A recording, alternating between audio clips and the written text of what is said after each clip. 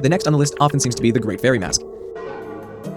To start, I used a modified version of the dome template I borrowed from Evil Ted Smith. I changed the shape to make an actual pointy face instead of a round dome. After giving up on properly priming it, I started cutting and gluing on foam to form the 3 sections of hair. Once I had the shape ready, I used a cheap pink wig, cut the netting a bit, divided it into 3 sections, and wrapped them around each of the hair sections. This sucked. I do not know how people with long hair work with this stuff. I was legitimately pulling pink hairs out of the carpet for hours once I finished with the mask. After 8 hours of trying to shape this hair, I eventually gave up on getting it as smooth as I wanted and just started supergluing it down in sections. Once I had the hair on, I began poking holes in a few spots and weaving some plastic flower stems through the thing until they wrapped around into a sort of like wreath. Once I had the leaves and stems all in place, I cut out the nose, sanded it down so it was a smooth shape, and glued it onto the face. At first, I tried simply using a reference photo and painting it without sketching it out first. As you can see, it looked terrifying. After the first face was covered, I went and practiced drawing the eyes and mouth on paper, and once I felt more comfortable, lightly drew them onto the face with a pencil. Once I had the eyes colored in, I sprinkled a tiny bit of pink glitter onto them to give them more of a sparkle. With the face painted and everything else taken care of, I superglued a strap to the backside and glued a piece of fabric to the back so you don't have to stuff your face into plastic flower stems. And with that, it was finished.